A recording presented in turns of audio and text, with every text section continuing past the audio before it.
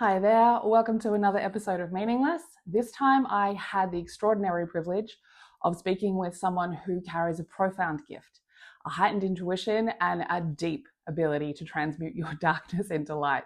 Harry, known as the Boy Medium, is a Capricorn stellium, Aries rising, Gemini moon. He has been a psychic medium since childhood, and his journey is one of expansion through change and aligning with deep spiritual freedom. With a highly tuned intuition and an accelerated gift for alchemy, he is able to shine light into the darkest corners of people's subconscious and connect with energies that can facilitate healing and evolution. He is a guide for those seeking to understand the energies that lie beyond the physical world. And currently, his weirdness is being activated by this once-in-a-lifetime Pluto transit, and he is being asked to be the catalyst for change, particularly in the spiritual belief systems of the collective. So I hope you enjoy this chat. I know I did. Please let me know. Today, Harry is a magical person, and we're going to find out about his superpowers. Harry, can you tell us about your superpowers? My superpower? Yeah. Being a Capricorn, is that? I mean, Capricorn is not a superpower. No, so I'm a psychic medium, meaning that I connect to the spirit world, and that's where I get all my information from. Being a medium means I'm a psychic as well. So, yeah, I think that's my superpower. I've never called it a superpower, so it's kind of... I think you should. It is, yeah. I think superpower sounds better than psychic ability, just in my own opinion. Yeah. No, that's true. Yeah. I like that.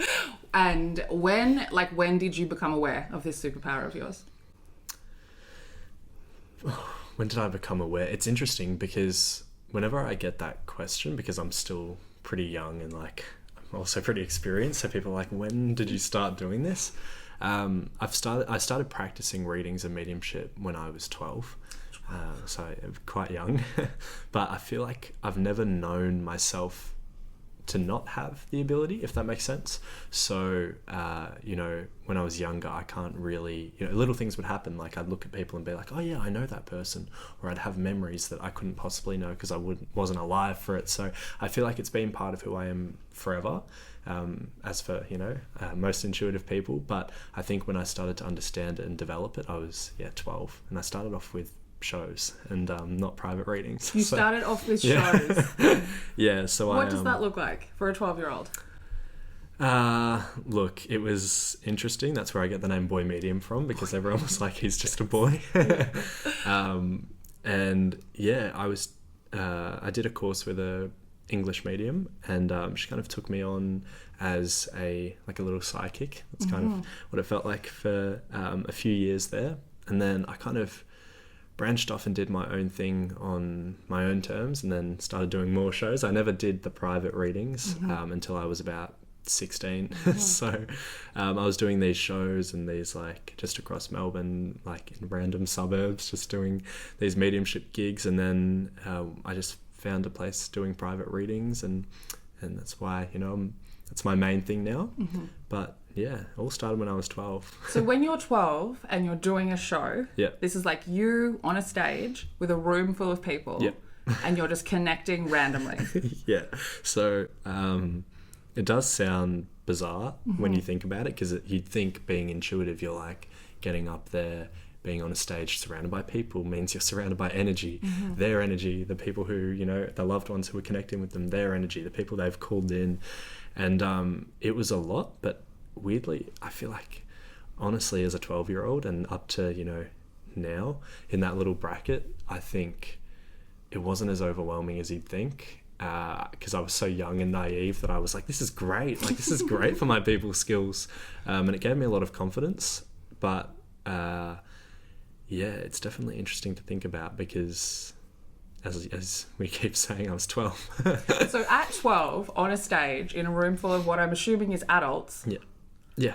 Right? So you're connecting to people that have passed, that want to talk to the room full of adults. How is a 12-year-old conveying those sorts of messages? Oh, yeah.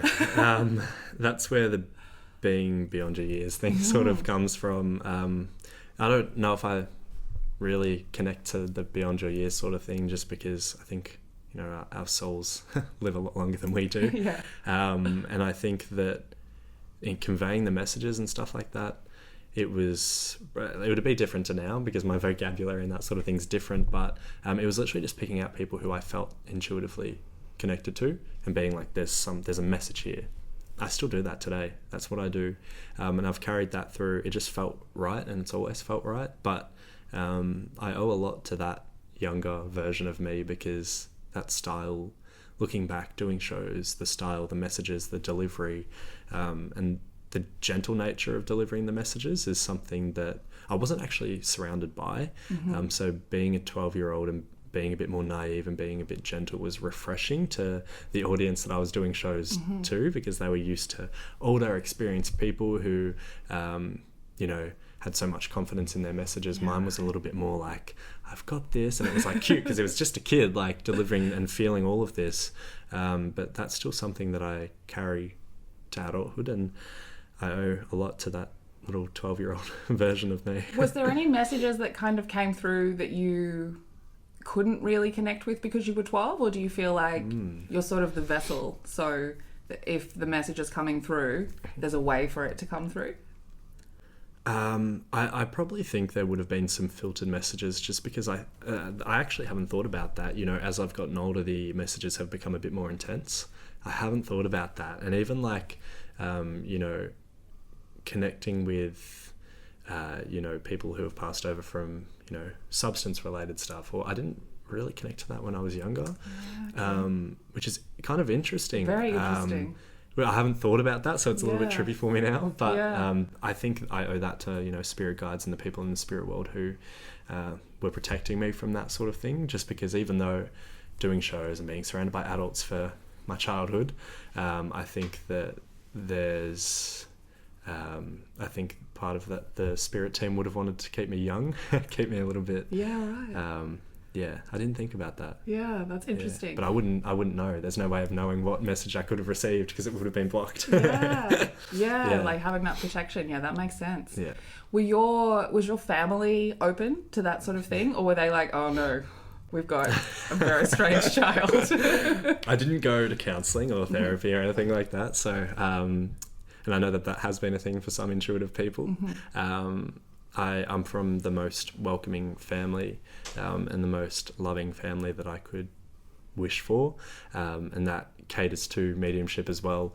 We're a pretty spiritual family. I think that's why I was so confident as a 12-year-old to be like, you know what, I'm going to own this. And I did the course with my mum when I was 12, and yeah, I think I'm just in a family that's so big. There's 8 kids, so everyone kind of goes through things together, and even though this isn't going through a thing, it's a chapter that, you know, needs support and got support and has support. So but we are a pretty spiritual family, and I think growing up with a medium in the family, they kind of had no choice but to be.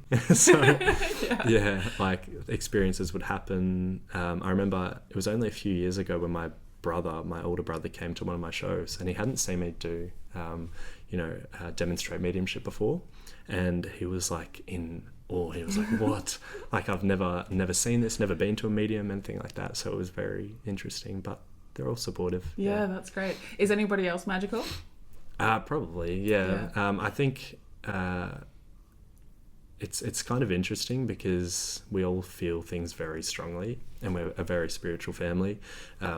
So I think the intuition is there with most of us, but no one does what, you know, the mediumship demonstrations and the psychic readings and stuff like that. But I feel like a few could if they wanted to. It's funny saying a few because it's such a big family. It's like 5 of them could have. Yeah, I feel like that's the Capricorn in you that makes it like a job, right? Like it really pushes you, because Capricorn energy is that energy of like wanting to build something and like wanting to understand it. And I feel like that probably helped you out of your family to be the one that did that, as well as the magic, obviously. So when you're connecting to spirits, is that like all of the time, like just throughout your life? Like, does it change the way that you live? Connecting to mediumship? Yeah, like if you are like out in public, is that something that just happens randomly? Can you turn it off? I can turn it off. As much as I was going to say, as much as I'd love to say no, I feel like actually I'm pretty happy that I can control it. Yeah. Imagine walking into a party and being that's what I'm thinking. Like walking into like a room full of like people who all have messages coming in and you're not working. Yeah. I mean, I used to do that and then I stopped getting invited to parties. So I'm kidding. I'm just... I just like stop. I don't want to hear from that person. So does it affect the way that you have to do things? Mediumship, no. Psychic, yes. Yeah, right. Yeah. So mediumship, connecting to spirit, is very much by will and by choice. You know, if I want to do it, I will. And that's because I'm so connected to myself and my needs and what's good for me that I know if I'm going to... It's like, I'm sure you've had this as an intuitive person yourself, but when you explain a bit about what you do, you know, a big part of your life, like intuition and readings, and then you tell someone about it and they go, read me then, or, you know, tell me something about my future. And you're like, here we go. That's when I had that a lot when I was younger, like a lot. And I think that as I've gotten older, I've really established the difference between readings and personal life. Yeah. And that's why I'm pretty good at, you know, flicking the switch with when to do it. But psychic's different. Yeah. Can you explain a little bit of the difference for you, Yeah. like psychic versus the mediumship? Yeah. So I'm an empath, so I feel everything pretty strongly. I feel energies pretty strongly in mediumship and then psychic level as well. And I think that when I'm in public or, you know, even walking into a restaurant or a bar or something like that, and I get this queasy feeling, I know, like my intuition's like, don't go in there, or, you know, you're going to bump into someone, or I'll randomly think of someone, and it's not mediumship, it's just my intuition being like, someone pops into my head, 5 minutes later I bump into them. Or, you know, meeting people for the first time and being like, I do not get a good vibe. I'm sure you get this, but like meeting people being like, there's not a good vibe here. You know, and that's been a blessing sometimes, especially when, you know, you're looking out for people. And absolutely. Has anyone ever gone up to you and said, this is a photo of my partner, someone I'm dating, what do you think? And you're like, great, go for it. Yeah. I get the birth chart question. I get that this is their birth chart, should I be dating them? Yeah, that's great. I'll have to do that with you sometime. Yeah, it's helpful. Okay, so do you have any like spooky stories? Like anything that kind of creeped you out, anything that was a little bit spooky? I can think of one that was pretty recent. This is whilst we're on the psychic stuff, or maybe it was mediumship, I don't know. But I was with my sisters and my mum the other day, and we were talking about a Burger King that was like in our area, and Burger King's obvious. I don't think that's a thing in Australia anymore. And I was like, I have these distinct memories of going to the Burger King, and I named exactly where that Burger King was. And I was like, I know where it was. We went after the footy, blah, blah, blah. And my sister was like, you weren't alive yet when we were doing that. And I'm like, no, I remember it crystal clear. Another one like that, I remember talking to my dad about when his sister passed over, and I remember being in the room when that happened, and I described it to a T, what it was like, and my dad was like, you weren't there, you were 4, you know. And it's these weird little things that, you know, that's normal day-to-day life, maybe that is.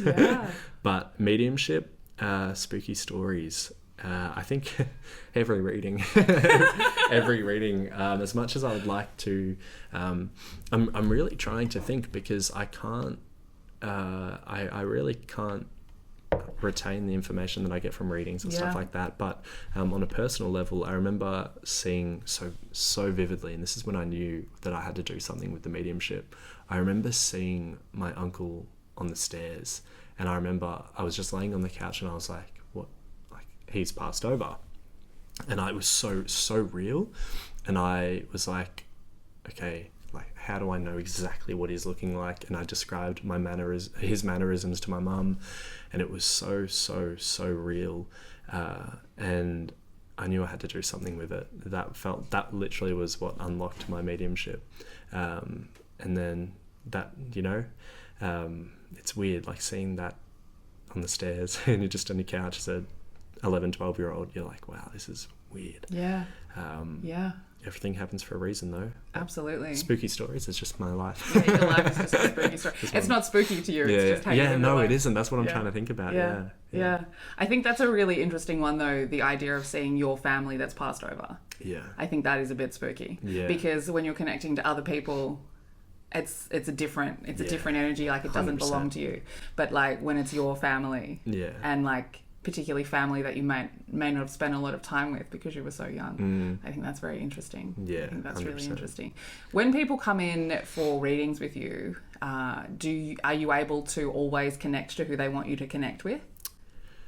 Yeah, I'd like to think so, just because my style isn't very. So what I do, the client walks in and I say, I'm going to tune into your energy for 30 seconds. I have my pen and paper and I just scribble, like I just let whatever energy's coming through. And usually my intuition pulls me towards mum's side and dad's side and that sort of thing. And I lead from there, and usually I can tell straight away which side I'm going to go to, who's stronger. Like that's what it feels like, and it always lands with the person. Usually I've had a few people who tend to come in for the psychic stuff, and therefore the mediumship isn't as important to them, but I still have the person. And you see, I'm even doing it now because that's what it's like. It's like that.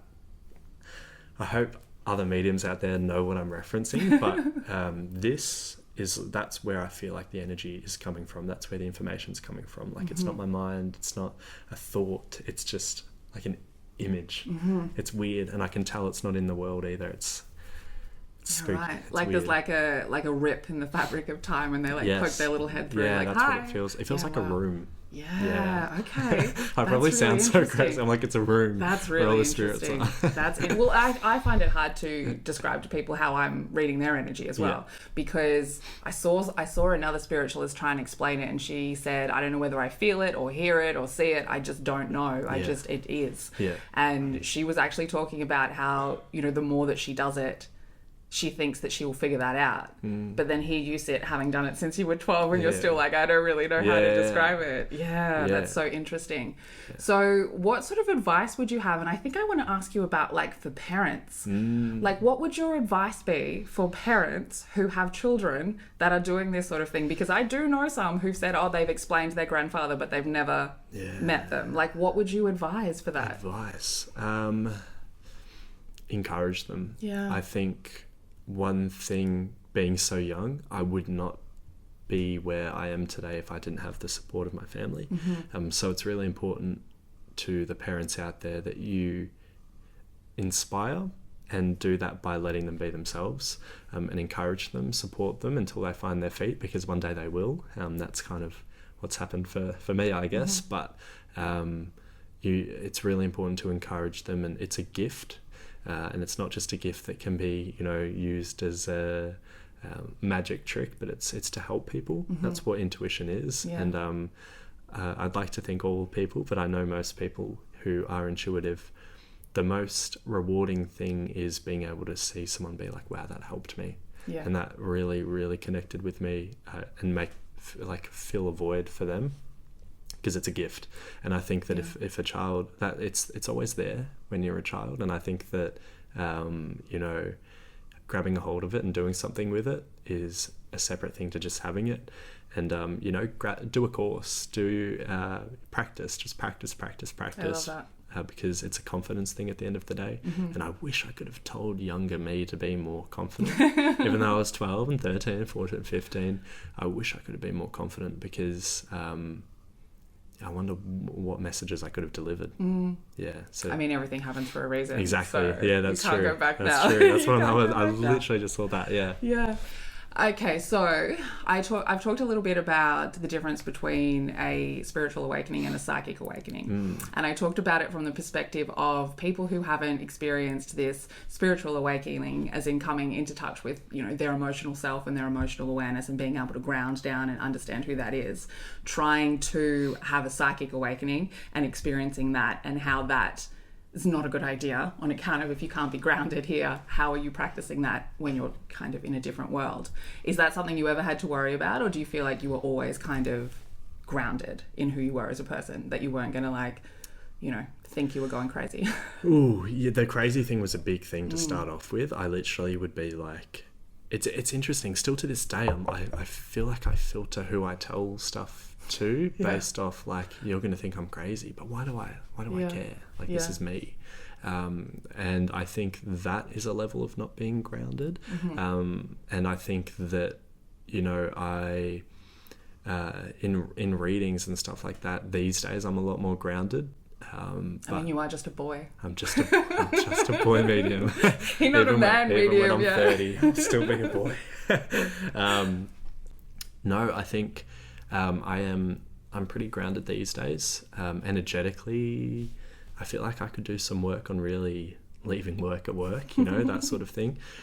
Just because sometimes I'll let something linger, and it's weird. I've actually had this weird thing recently, and it might sound weird, but the books that I have for when I scribble, like they go back to years. They go back to like 2018 or something like that. Yeah. And all these books that I've had that I have all the readings in, and I had one that was open, like a book that was open on my shelf because I was sorting through them, and I felt weird, and I was like, I wonder if it's that energy that I've put there, because it's the little things you need to do to keep grounded from energy, crystals, meditation, that sort of thing. But I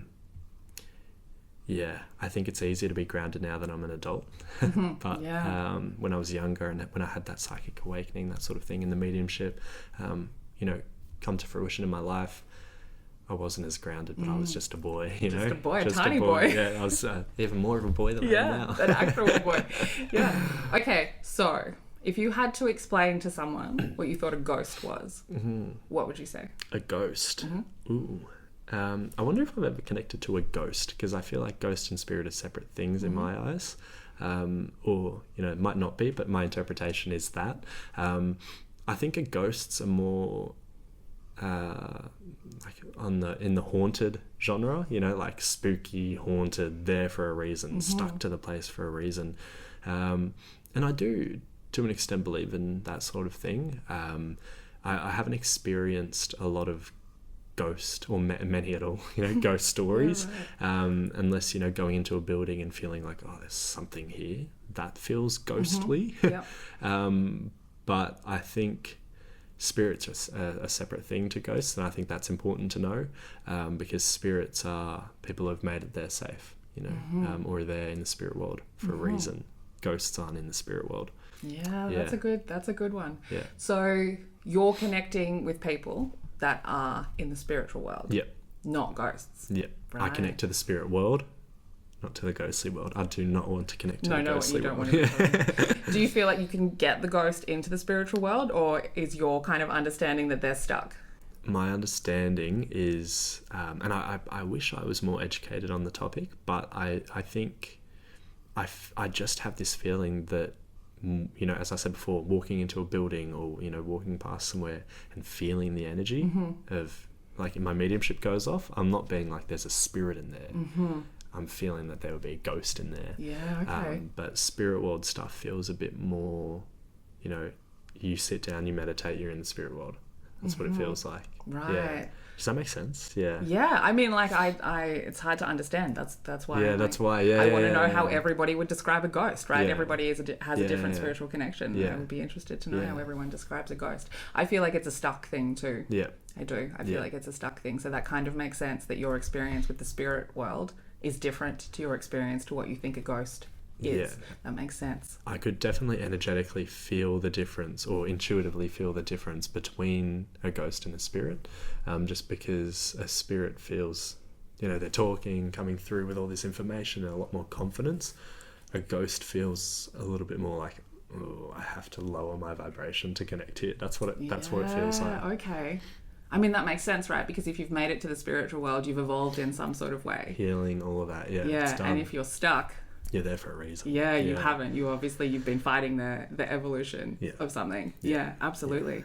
Yeah. Okay, so do you feel like, because I get this question a lot, do you feel like the world as a collective is moving more towards being spiritually and emotionally connected? 100%. Yeah. 100%. I think that we are in a world where people tend to not be as, there's not as much judgment on who people are, and I think that's slowly evolving for the positive, and I think that spiritual beings aren't going to be seen as, what's the word, shamans or like that sort of thing, where a lot of people still tend to be in that zone where there's a stereotype attached, and that's something as a medium, or my intuitive style goes, it's not stereotypical, it's very like against that grain.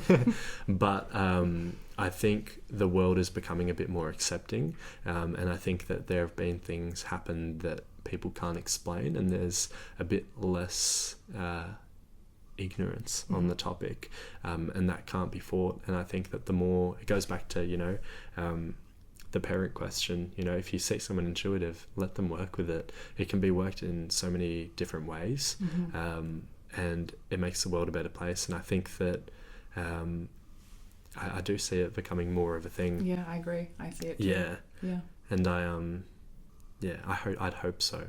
Yeah. Is there any sort of superpowered person that you think I should talk to? I've spoken to a medium. Anyone you've not experienced that you'd like to understand? Experienced. I've got a Ghostbuster on my list now. Oh, yeah, that would be a good one. I've got someone who's had experience, like near-death experience, someone who like kind of walks in people's dreams as well. Yeah, near-death experience would be cool. Look, first thing that came to mind is, and this is weird, but because I'm such like a natural being, like, and even though I'm a medium and I'm a psychic and I have a really strong intuition, I'm probably like the least spiritual person you'll meet. But I think even coming to I did an energetic massage healing. It was like reflexology or something like that, or like an actual massage where people were like figuring out a pain in your body and being like, I know what this is, Right. Like, so I feel like that would be something. Oh, that's interesting. Well, yeah.